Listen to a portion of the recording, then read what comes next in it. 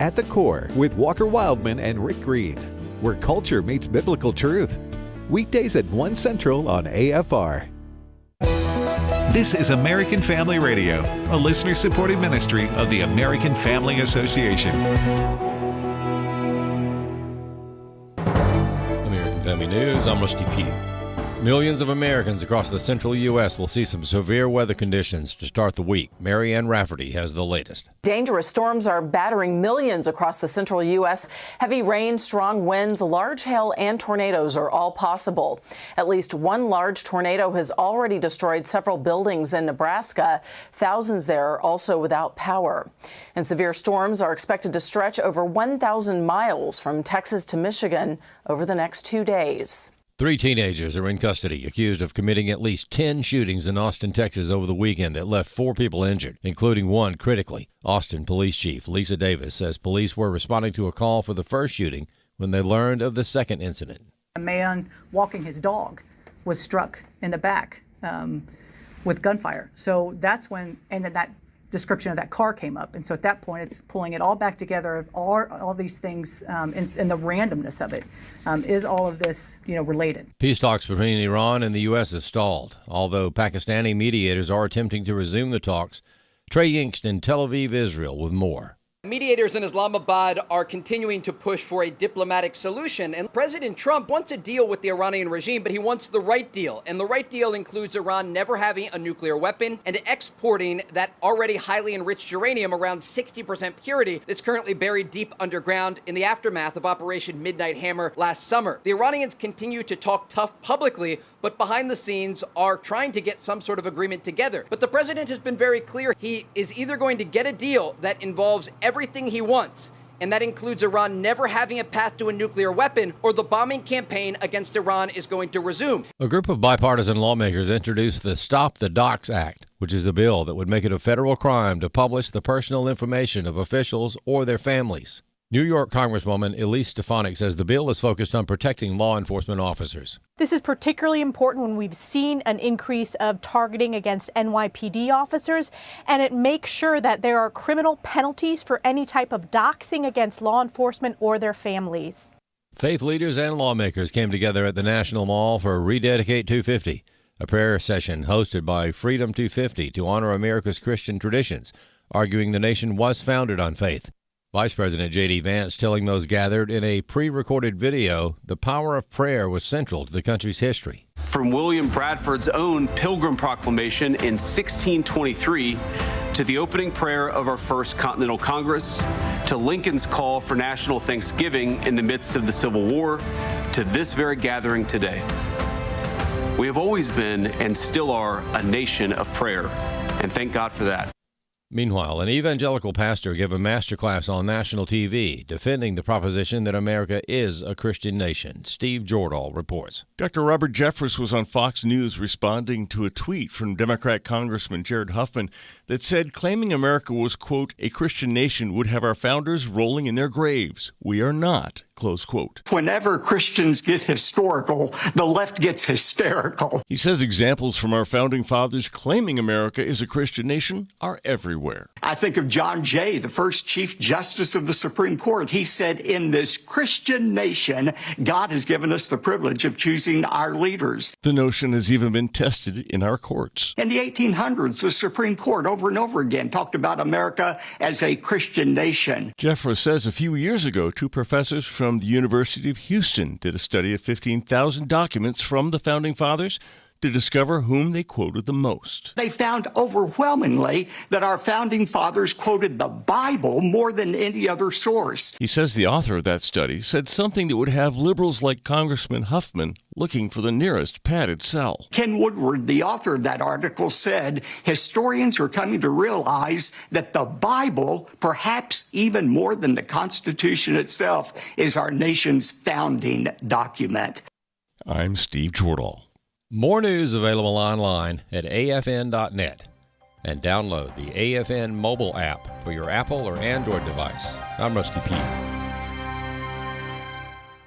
Hey friends, I want to invite you to our Call to Care Equipping event on Saturday, June 13th in Plano, Texas. If you're a ministry leader, a pastor, counselor, or someone who feels called to help others, this is the event for you. Our theme this year is From Hurt to Hope. You can join us in person or online, so sign up today at hopefortheheart.org/events or text the word event to 70919 to learn more. Jenna Ellis in the morning on American Family Radio. I love talking about the things of God because of truth and the biblical worldview. The U.S. Constitution obligates our government to preserve and protect the rights that our founders recognize come from God, our Creator, not our government. I believe that Scripture in the Bible is very clear that God is the one that raised up each of you, and God has allowed us to be brought here to this specific moment in time. This is Jenna Ellis in the morning.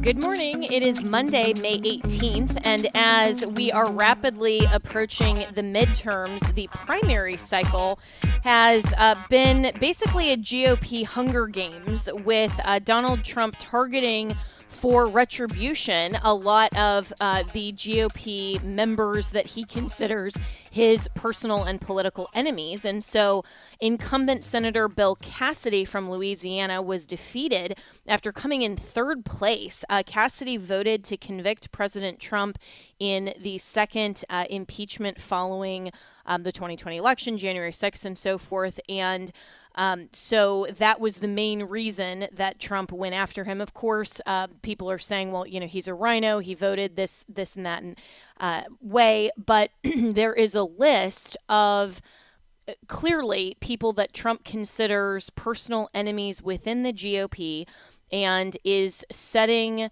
his sights on specifically to primary. So I have a lot of thoughts on this, but let's kind of break this down first. So Cassidy has been defeated. Our good friend Todd Starnes says retribution is coming for every Republican lawmaker who betrayed voters and abandoned President Trump.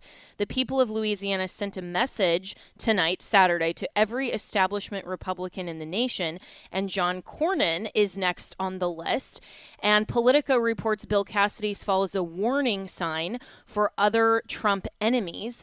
And so Cornyn's primary is coming up in Texas, but tomorrow night is the primary in Kentucky with this war between Trump and Thomas Massie. So that's yet another one, and that Trump is going after, whom he considers kind of a personal enemy for simply not following what Trump's agenda is in some respects. I think there's a lot of over-exaggeration about Massie, and you can love or hate him. You can look at his record. Everybody has different opinions on him, but mainly his vote has been consistent with Republicans and Donald Trump anywhere between 90 to 98% of the time, depending on what outlet or what issues you agree with him on.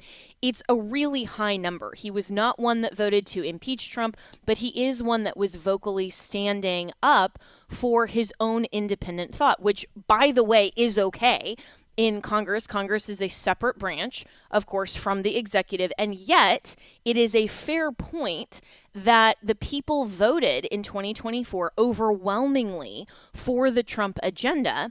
And so, as Vice President J.D. Vance put it, on why Massie should go, in his words, he says, if you stand up for one or two things, fine, but if you're consistently thwarting Trump's agenda, then don't be surprised when the party doesn't support you. Listen to this. This is cut 2. I think the problem with Thomas, and I've told him this in private, and now I guess I'll say it in public, is it's one thing to disagree with the party on a particular issue. It's one thing to have your independent stand on a number of questions. And by the way, some of the stuff where Thomas Massie has been independent against the Republican Party, I've agreed with him with. Thomas and I worked together during 2023, where I was trying to stop the limitless flow of American money to Ukraine, and Thomas was one of the people I was working closest with it. But that's one thing. Being independent, having your own opinions is one thing. Voting against the party on every single issue, you're eventually going to make too many enemies. And that is the problem that Thomas has had. It's not one issue. It's not 3 or 4 issues. It's that every time that we've needed Thomas for a vote, he has been completely unwilling to provide it. That is why the President of the United States has trained his ire on Thomas Massie. It's because we can never count on him for some of the most difficult votes. I wish that that weren't the case. I say that as somebody who's known Thomas well before I got into politics, but politics is politics, and when you always vote against the party, you can't expect the party to actually back you. I mean, that's a fair point. I think he exaggerates a little bit, saying that, Massie is never with them, but to not be able to count on his vote, I think is fair. If you look back at the One Big Beautiful Bill, Massie was all for tax cuts, but then when the One Big Beautiful Bill was actually funding a lot more debt, he eventually just said, no, this isn't what I can stand for on principle. So the question really becomes then, does principle and fidelity to the Constitution override being a team player on the Trump agenda? Well, this is maybe the reason and the explanation for why Trump is now trashing the quote-unquote weak-minded Lauren Boebert for parading around with Thomas Massie, and thence, according to Mediaite, that on his social media, that it would be his honor to withdraw his endorsement. So he's basically doing exactly this. If you dare to go against me and my agenda, retribution isn't just coming for Democrats in 2026, potentially, and we've talked about the midterms a lot, but the primaries and the endorsements that still carry a lot of weight from President Trump, he's going to wield that and say, I'm not going to endorse you unless you go along with my agenda. And that may explain why people who, in my opinion, have been very consistent in their votes, like Thomas Massie, Trump is actively putting a ton of money and GOP weight behind defeating him. We saw what happened with Bob Good, who dared in 2024 to support Governor DeSantis for president. We saw what happened with Bill Cassidy, and we're seeing what's happening with John Cornyn.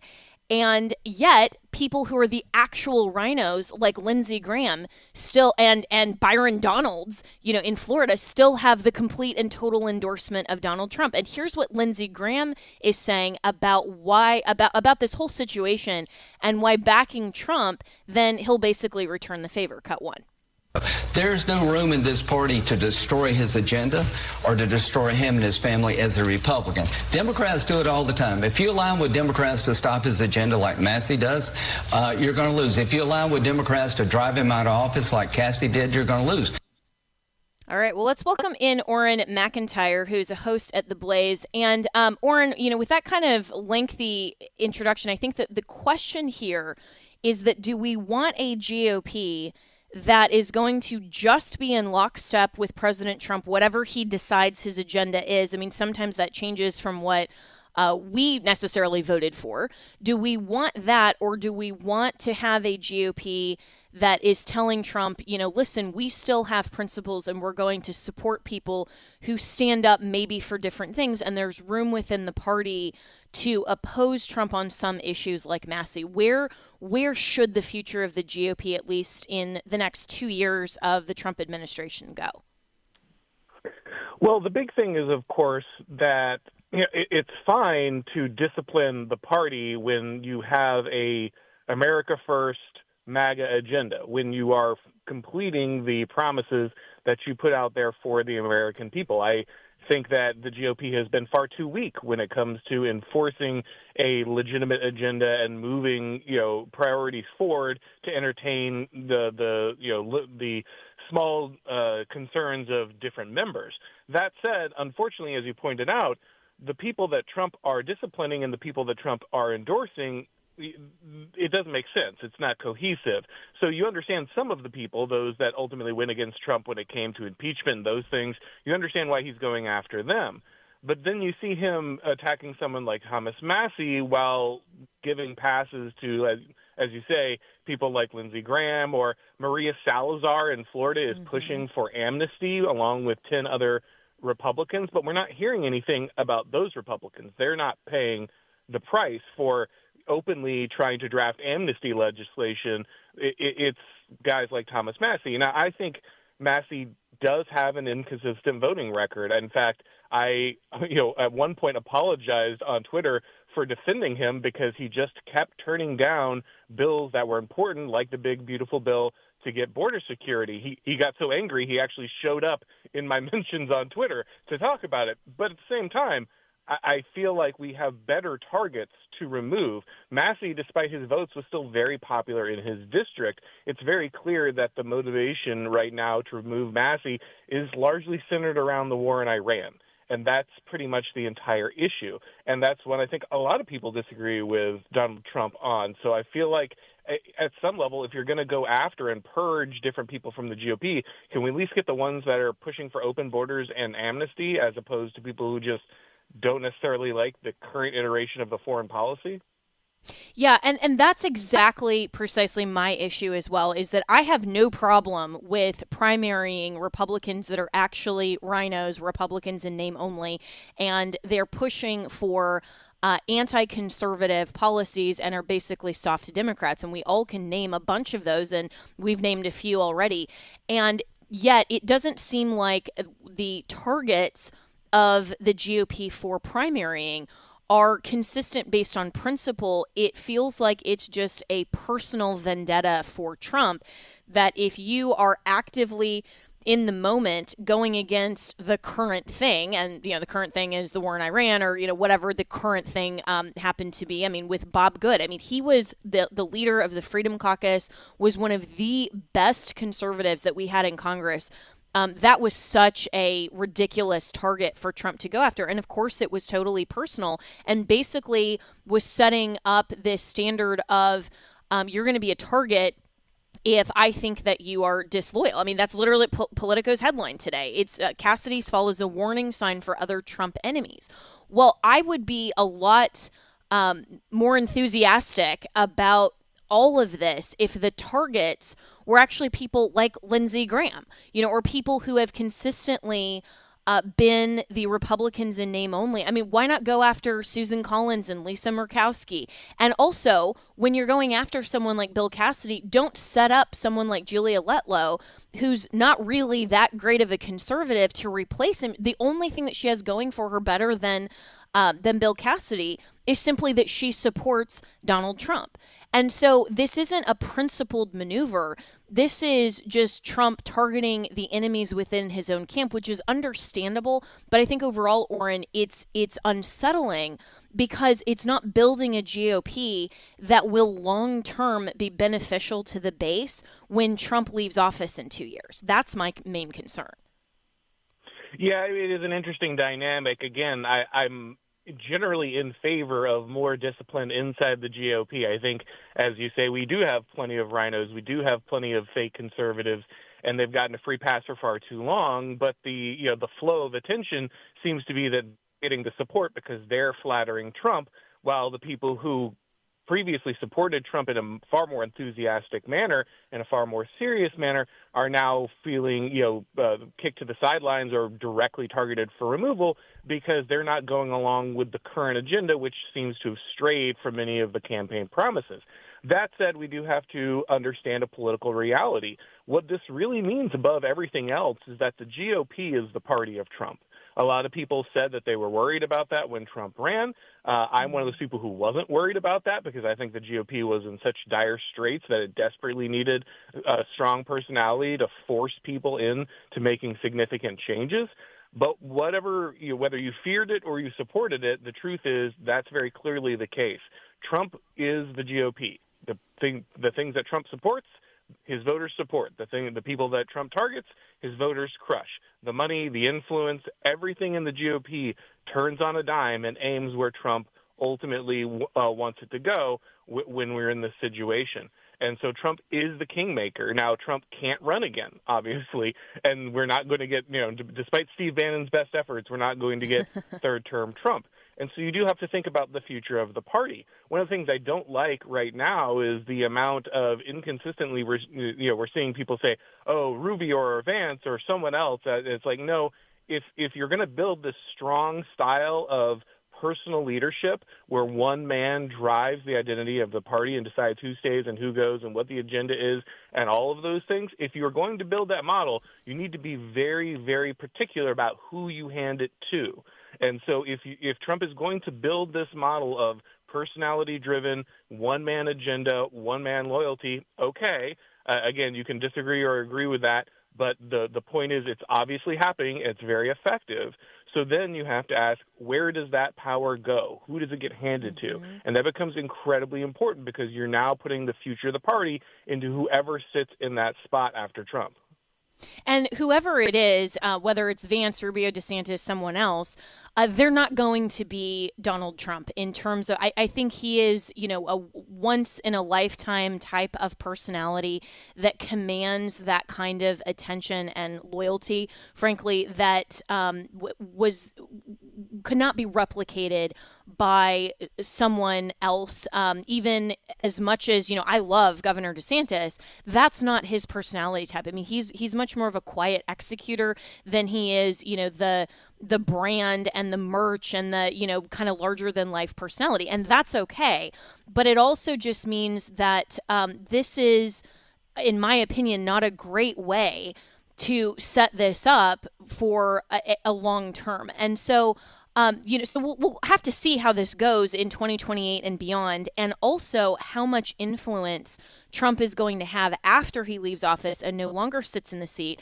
But I think there's going to be his influence is either going to be even more remarkably solidified after tomorrow night with Massie, or there's going to be some cracks. And I think that's why so much money has been put into Massie's race, because all of us who are conservatives are kind of sitting back and looking, and even the Democrats. I mean, the only reason that they're propping up Massie is because the enemy of my enemy is my friend, and they know that if Massie wins, that will be a huge blow to Trump endorsements, and they want that. It's not because they care anything else about Massie or like him or hate him for any other reason.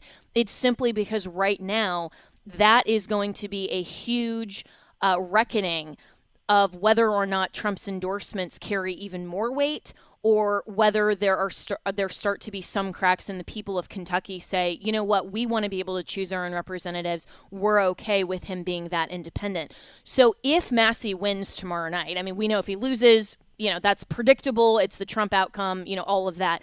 But if he wins tomorrow night, what does that say then for Trump's power grip on the GOP? Well, it would be interesting because, again, Massie was very popular in his district, but of course Trump has the wider influence on the MAGA movement. And so if Massie wins, it shows some level of fracturing between kind of the MAGA faithful and Trump's agenda. Honestly, I don't think that's entirely clear because I still think that Trump has pretty much the diehard support of his original voting base. What Massie really appeals to is a lot of those non-diehard GOP Trump voters, the MAHA, the libertarians who were disgruntled with the left for their wokeness, all the people in the margins. A lot of people point to Trump's support inside of MAGA, and it is still rock solid. But you have to remember that that diehard MAGA coalition is not the only people who got Trump elected. And so if the others are breaking away from him because they ultimately don't like where that agenda has gone, that could have serious implications for wider elections. Also at stake here, very interestingly, is support for Israel.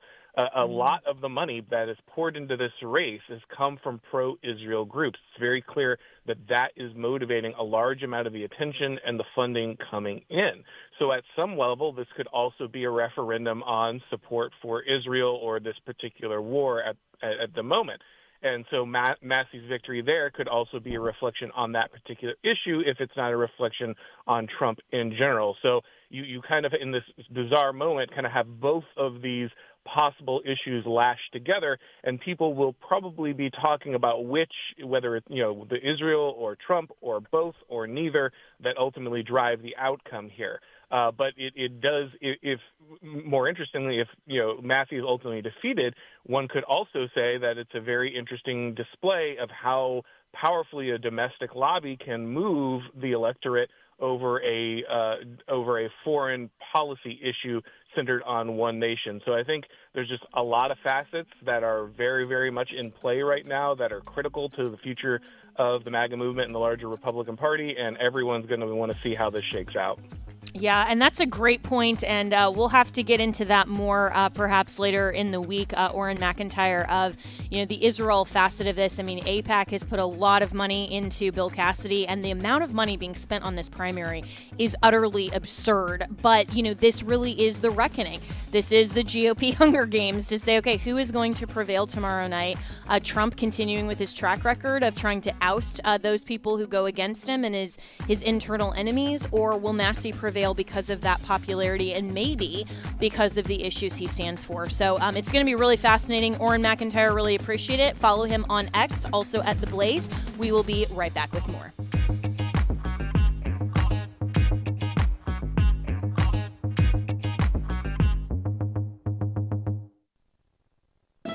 Hello, everyone. I'm Tim Wildman, president of American Family Association and American Family Radio. Hey, we are announcing 2 tours coming up in 2027, March of 2027.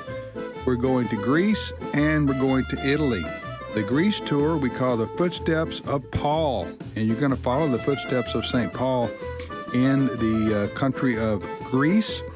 And then the Italian tour, the Tour of Italy, Venice, Florence, Pisa, Rome. We're calling the Make Lasagna Great Again tour. And these are coming up in March of 2027. And if you want to read all about them, the itinerary, the cost, everything you need to know about these tours coming up in March of Greece and Italy, go to tours.afa.net. That's tours.afa.net. We're going to have a lot of fun, a lot of good fellowship, and see some of the most historic and iconic sites in the world.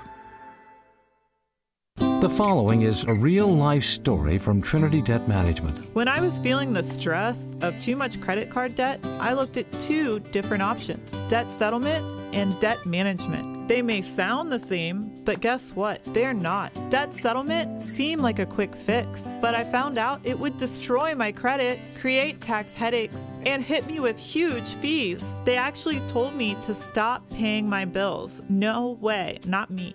Then I turned to a debt management plan developed by the team at Trinity. They worked with my creditors, lowered my payments, reduced my interest, saved me thousands, and paid off my debt. And Trinity is a Christian company, which is important to me. If credit card debt has you down, call Trinity at 1-800-788-1813. My name is Heather. Please forget debt settlement and remember Trinity Debt Management. 1-800-788-1813. Hello, Americans. I'm Todd Starnes. Stand by for news and commentary next. A shocking number of doctors, nurses, and others in the medical profession are posting online messages threatening to injure conservatives. And in many cases, they're hoping conservatives suffer violent injuries. A labor and delivery nurse at Baptist Health Boca Raton in Florida posted a video hoping Press Secretary Caroline Leavitt suffers medical complications during childbirth. In New York City, a pair of detectives were manhandled and denied treatment at NYC Langone Hospital in the Cobble Hill section of Brooklyn. The medical team thought the detectives worked for ICE. The hospital apologized, but former Mayor Eric Adams said it was a total moral collapse, and apologies are simply not good enough. Those working in hospitals swear an oath to care for their patients. Clearly, that oath has been violated. And now we have to wonder just how many patients were either denied treatment or given inadequate treatment simply because of their conservative political beliefs. I'm Todd Starnes. Welcome back to Jenna Ellis in the Morning on American Family Radio. Welcome back. And regular listeners will know that I am totally fascinated with the conversation surrounding artificial intelligence, AI, and the regulation, the implicit ethics issues. I mean, everything that goes into this technology is going to shape the future, however we decide to utilize it, the way that we decide to approach it. And there are a couple of different camps in terms of those who are really concerned, especially in the academic circles, suggesting almost, in my opinion, how reticent some teachers used to be with calculators, and how if you use those in school, then you won't be able to do long form math very well. And I don't know, maybe they had a point, because not a lot of kids are that good at math anymore today. But I don't think that was the fault necessarily of calculators. It was the fact that that kind of new technology needed to be built in to the educational system. And so even though there's always been an understandable hesitation to new technology, the best way for us to approach this is to understand it, put obviously the ethical boundaries and contours around it, and understand, of course, the regulation that ultimately is good for privacy reasons, for ethics concerns, all of those things. But when it comes to academia, this isn't going away. And so for students to be able to learn how to analyze and function and also look at potentially a brand new job market because of the advances of AI, we have to continue to adapt. And this kind of hesitation, and I've talked with, some of my colleagues, in academia who are still professors. I used to teach at Colorado Christian University, and they just don't want to have AI in the classrooms at all. Just like they didn't want to have laptops, they didn't want to have calculators. And it's like, we have to make sure that students are just learning. Well, if you don't teach them how to utilize the tools that they're going to have to interact with and use in their careers, then aren't you putting them kind of at a disadvantage? Well, in his commencement speech at Carnegie, the NVIDIA CEO gave a message of optimism and excitement, actually, about our future and also AI. And Adam Mangana, who is an education innovator and the CEO of Optima, co-founded the world's first virtual reality school, an accredited K-12 curriculum that not only shares NVIDIA's optimism, but is working to prepare kids to thrive in the economy of the future. And Adam joins us now. So I think this really matters, our approach in academia to artificial intelligence. Jenna, you're absolutely right. Thank you so much for having me on. I'll remind our listeners that, anytime there's a new technology, there is very due skepticism. Socrates was skeptical of books. He thought men would lose their memories. They'd no longer be great orators. But the book was inevitable, and we wouldn't even know that Socrates was skeptical if it wasn't for Plato writing about it. What we have to do, to your point, is prepare students for the future and to prepare parents, more importantly, to be the CEO of their child's future. There's so many innovations happening, both on the technological side, right, with AI and spatial computing, as well as on the policy side. We now have educational savings accounts, which allows parents to purchase the kinds of solutions that are going to work for their kids. And I'm excited about a future as long as we equip families with the kind of empowering technologies that allow them to specialize for their child and give them what their child needs. Yeah, and all of that really makes sense. And so why do you think that there is, generally speaking, an attitude more of fear and uncertainty with new technology? And, the examples I gave, we've seen that in the past. And eventually the world adapts, and eventually people say, calculators are fine. But why do you think that there's always, or tends to always be, a more of a fear and hesitation toward new technology rather than recognizing, this is just the advancement and this is actually predictable that we're going to advance in technology as a society? Well, in part, in the era of kind of social media, fear is a very powerful marketing tool. And I think a lot of the companies that stand to benefit from this technology are day trading our attention. When you actually dig a little bit deeper, the robots aren't coming for us. And it's not that robots will take our jobs or automation will take our jobs. It's folks that are using AI will replace those folks who are not using AI. So I think your framing was very healthy, which is how do we think about this from the perspective of job opportunities? Jensen was saying now new graduates have an opportunity again at the American dream, which has grown stale over the course of the last 40 years. We now have an opportunity through this emerging technology for Americans to have a living wage again, for Americans to have agency in what they do in their work careers. Optima is interested in marrying this kind of 21st century technology with first century wisdom. There is timeless wisdom that's out there that doesn't change because there's a new tool available. And I think as long as schools are committed to those things that we know to be true, I think that being able to meet them in a new medium is totally fair game and probably important for the future.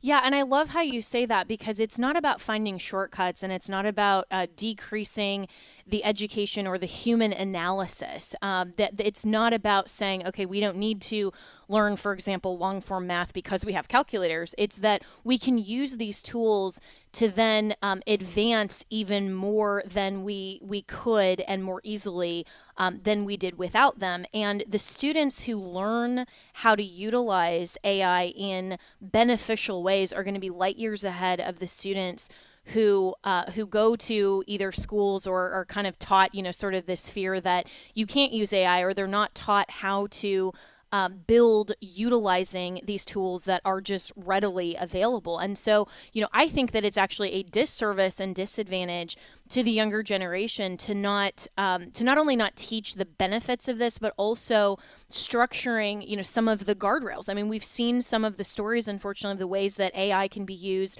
for evil. AI can be used to not benefit society. And so it's like anything else with technology. You have to teach young people how to use this for good and effectively and with moral boundaries, ethical boundaries, and contours. And I think we just have to change perhaps the way that we structure, for example, exams in the classroom. And, if we're concerned about AI-generated theses, well, then we have to change the structure of how we are looking at and testing aptitude, because analysis and human critical thinking still matters. And I don't think that's going away anytime soon, even with AI. Jenna, you're absolutely right. I think the other thing that becomes really interesting in a world where the cost of knowledge decreases and the value of some of these kind of woke diplomas that we are seeing at scale now decreases, there's huge opportunity. There's now this opportunity for folks who are in the trades to kind of regain the dignity that they deserve. And so I'm excited about a future where, the last 60 years we've had all of this innovation in the world of bits, computer science. I mean, if you think about, everybody wants to be a tech CEO.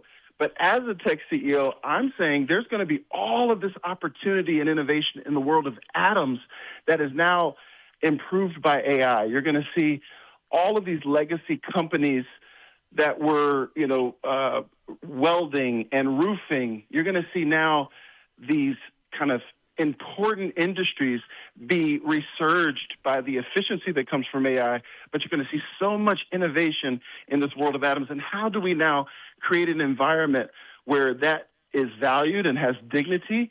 And so I'm really excited about what that means. I also think that school will become more modular. You won't have this kind of big box standardization. You'll have hyper-personalization. So in a world in which children can get the opportunity to really optimize their own learning and maximize their own human potential, you'll find an entrepreneurial resurgence across America. And I'm excited about what that will mean for our economy and for our future. Yeah, and to your point, Adam Mangara, who's the CEO of Optima, my special guest this morning, to your point about personal engagement and also the and personal attention to the child. I mean, that's exactly what the homeschooling boom was all about, and saying, okay, let's look at the aptitude and interests of the particular child and not just have kind of this rigid structure that doesn't put the child's learning methods and what they're interested in and all of that at the fore. And so that's actually something that homeschool advocates have been talking about for a long time, that now technology potentially can help advance. And so it's interesting to me that when people talk about, classical tradition and especially, education and all of that, it tends to be let's only look back at the past and let's look at where we've been in the past and kind of go back to the past. And I think conservatism in politics is kind of viewed that same way, that, we're looking at the past instead of being quote unquote progressive, right? And that is actually a disservice if we don't understand that not all technology is the same, as you point out. And classical education is defined by its ends, not its instruments. And so we can advance in technology while keeping the core mission and the principles timeless in terms of classical education. And I don't think there's a conflict there. You're spot on. I mean, what is a great book, right? It is a portal into the minds of the greatest thinkers. When we read Epictetus, when we read Plato, when we read Socrates, right? Alexander doesn't become great without actually the human relationship of Aristotle and being present with him. What this new technology allows for, I mean, if you think about it, so many of your listeners saw Zoom school for what it was. Zoom was engineered as a conference call, and you wouldn't do 8 hours of school on a conference call. It made no sense. Optima was born from this idea that we actually need to bring back the human relationship in an online methodology because online school isn't going anywhere. And so what we did was we built this experience, this social VR platform that now allowed people to be present together. Instead of the Zoom checkerboard of faces, you're now present together in a digital space with the human experience and the common courtesy of connection. And the way that we leverage AI is now you can learn the true history of the United States, which is incredibly beautiful. You can interview an AI-powered Ben Franklin, and it doesn't trick students into believing that that's reality, but it now makes students much more interested in extending their thinking and researching and learning and trying to discover more about our past. And in order to learn and position ourselves for the future, you have to understand where you came from. Yeah, well, and history coming alive is what a lot of educators have been trying to do for centuries. I mean, to say this isn't just about, kind of a dusty old textbook. This is why field trips are important. This is why engaging, even some of the live actors, who come sometimes to the classroom or at, various landmarks and stuff. Those types of interactions are important. And again, it's not nobody's sitting there thinking this is actually the historical figure, but the interaction gives that kind of authentic experience to make history become more interesting to kids. So just that one example I think is brilliant. But the concern overall and the one criticism of AI and kind of this virtual reality that I think is fair is that we do live in an increasingly digitized world.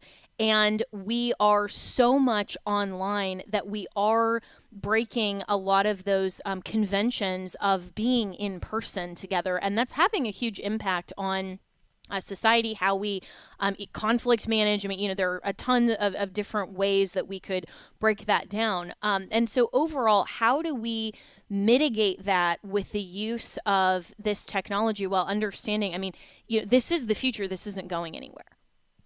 Yeah. Well, no, I think that criticism is absolutely fair. And the idea is not to, again, have students in an 8-hour online experience.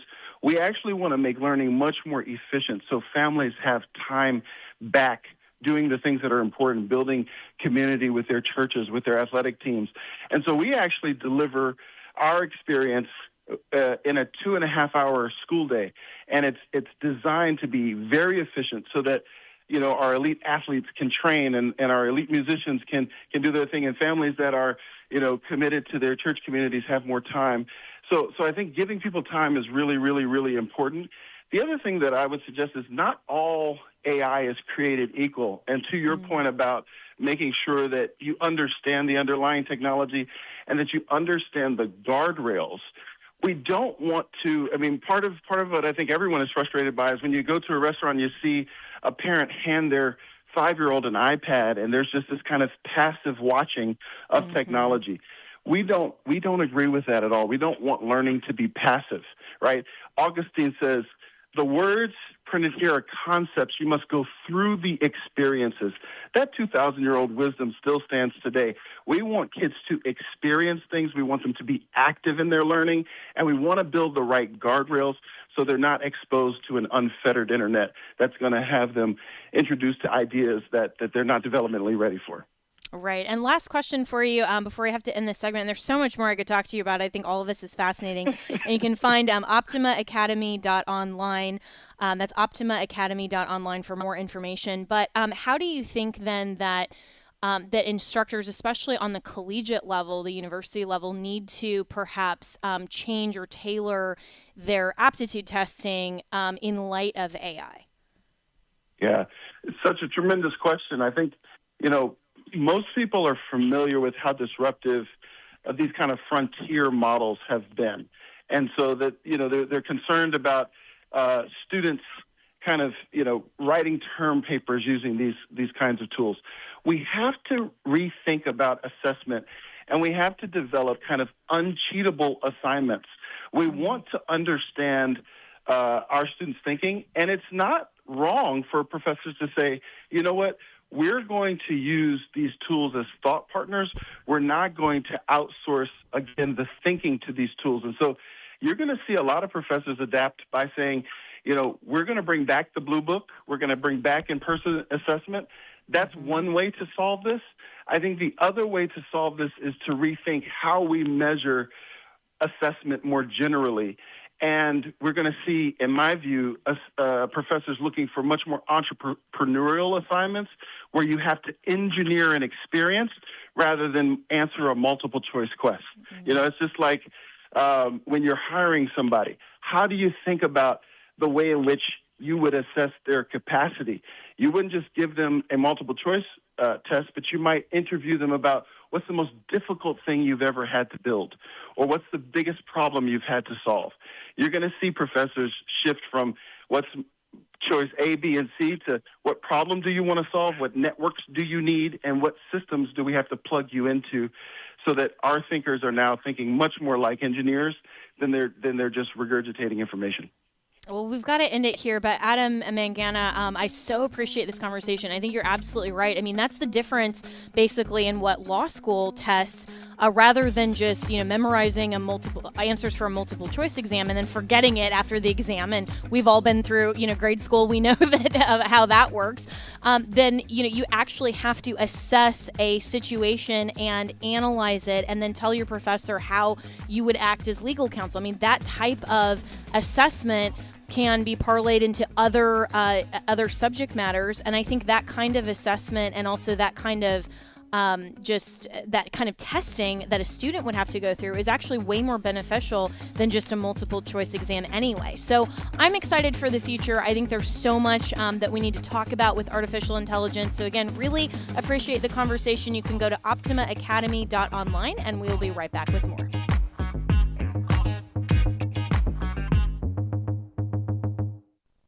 When God allows something difficult in your life, you could look at it as his gift to you. Here's Nancy DeMoss-Wolgemuth. If our way is perverse before God, what a mercy it is when God sets out to oppose us in that way. God's way of getting your attention on the next Revive Our Hearts with Nancy DeMoss-Wolgemuth.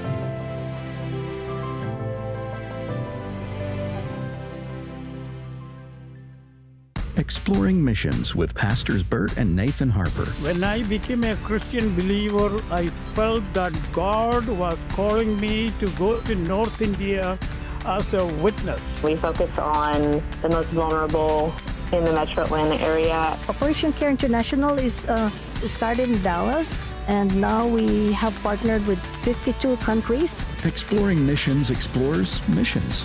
Find it on the podcast page at afr.net. Hi, I'm Doug Chamberlain, host of Family Health Checkup. For over 30 years, Samaritan members have come together to share medical costs and lift each other up in prayer. Now, I'm excited to tell you about Redeem Health Share Ministry, Samaritan's next generation of healthcare sharing. Redeem offers affordable, flexible programs that reflect your values and help you manage medical costs with confidence. Each month, members contribute a share amount to help pay each other's medical bills, and you choose the providers and treatments that are right for your family. It's not insurance, it's a community of believers supporting one another through life's health challenges.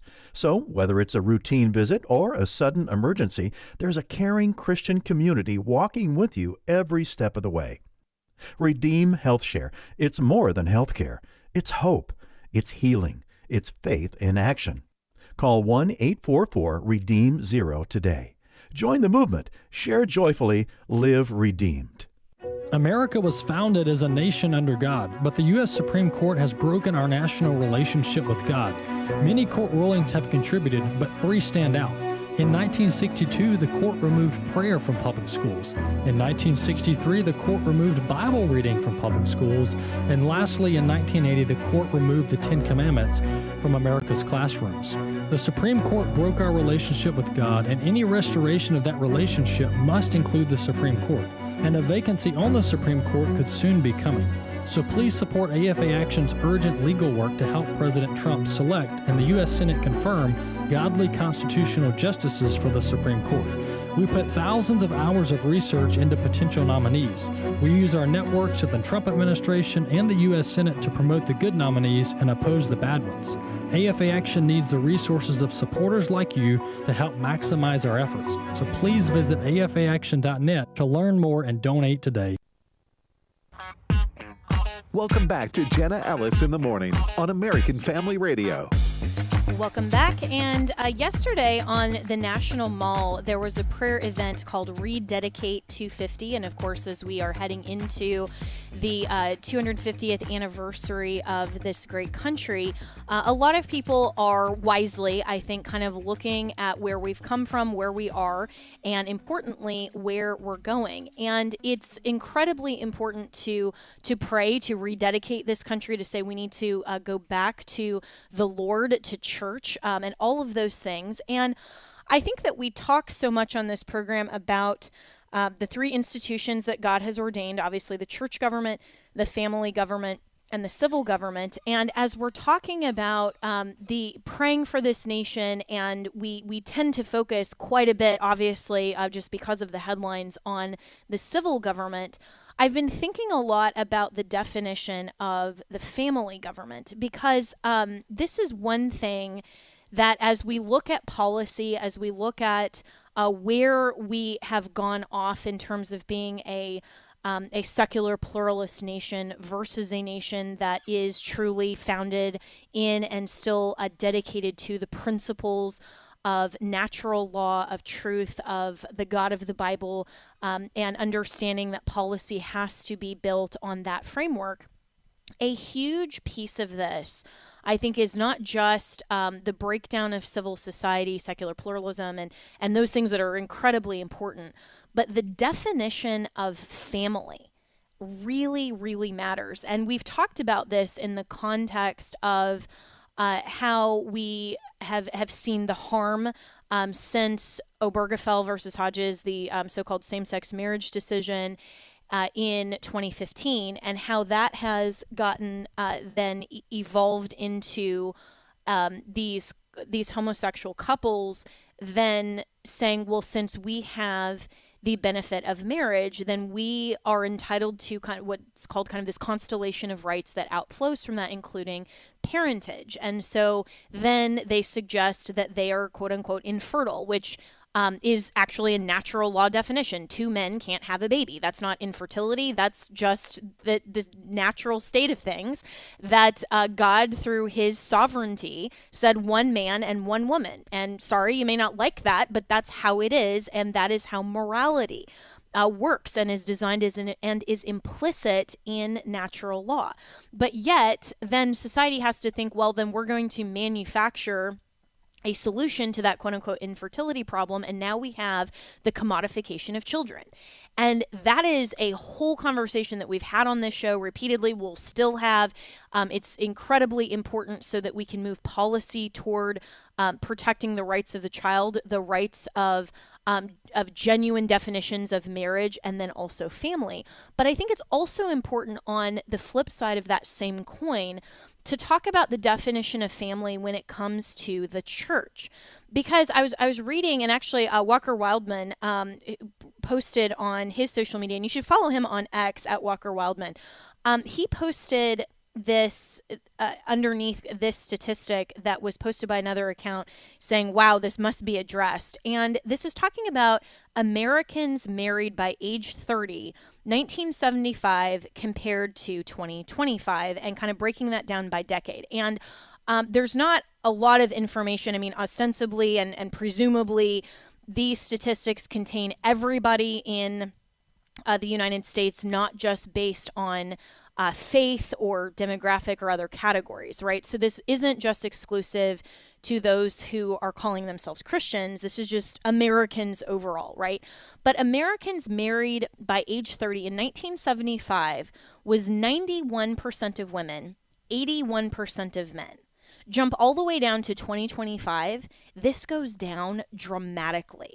Women by age 30 are only married 25.6%, and of men, 16.5%. And this isn't just a function of no-fault divorce or of, lack of the social expectations. I mean, there's a lot that goes into this. Obviously, the rise of the social issues and the prevalence of this post-truth society and the relativistic worldview and the focus on self instead of something higher than self, which of course is God and his design. But I think this also can be directly attributed to the lack of understanding what family means. And in my own life, I have dated, a number of men who call themselves Christians, who, have gone to church, all of those things. And I have seen the common thread that I've observed not only in the men that I've dated and obviously not married, and then even in some of my single friends from, their 20s all the way to, older than me, right, in their 60s. So, this spans kind of generations of women. The common thread is not just the individual, personal preferences or ways that, we're not quote unquote compatible. It really boils down to the fact that I think men, even more than women, in today's society, it's not just about masculinity. It's not just about, understanding what it means to be a man and the war on men. And we certainly have those conversations, and that's all true. But it's that men, by and large, even Christian men, do not understand the definition of what it means to be part of a family and want a family. Because most men look at the dating scenario right now, and even Christian men saying, well, I want a partner. Or, I want a plus one, or I want, a mother figure replacement, right? Or I want, and I'm not even sure that I want kids. I know that I want a partner so that I get all of the benefits that comes with companionship and relationship, but I'm not sure that I want kids. I mean, especially in my age group, I'm 41. The men my age now, a huge percentage of them are saying, I don't even know that I want to have kids. They completely misunderstand the definition of family. That's not optional. I mean, it may be that genuinely there are infertility issues between a man and a woman. That's fine. That's legitimate. But to not even have the desire to have a family as God designed, it's completely misunderstanding the entire process of dating, which is kind of a modern construct, by the way, because there have been a lot of ways historically that people have gone from single to married. The Bible doesn't prescribe one process, even though the church is very eager to impose a lot of different processes, right, on single people, which that's a whole other topic for another day. But the only scenarios that God tells us, he tells us how to live being single, what to refrain from, sexual immorality, all of those things. And then he tells us how to be married, love your spouse, be in the context of a family, refrain from sexual immorality. I mean, there are clear distinctions between those two categories. But when most even Christian men today are looking for a quote unquote partner, and I even hate that term. No, you should be looking for a wife, right? And what does a wife do? You start a family unit together, and that should include children. And it also should mean that the family becomes your most important ministry. That means that as the husband, you're taking on responsibilities of being a husband and hopefully a father.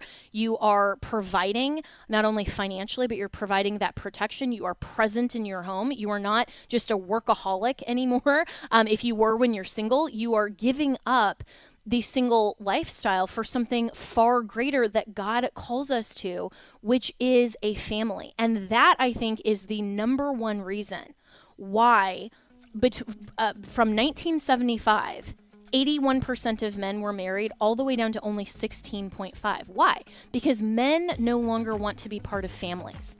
They just want to have the benefits and the addition of women in their lives. They don't want the encumbrance of children. They don't understand that the definition of family is where God's greatest ministry is designed. He tells us, live in society, have laws and policy that are good for society, be part of a church. But first and foremost, we are called to be part of a family. That is in Genesis 1:27. It wasn't the creation of a civil society or the creation yet of a church. It was the creation of the family. And that's what the church needs to pay attention to, especially with men today, is the definition and the rededication toward the ministry of family. You can always reach me and my team, Jenna at afr.net.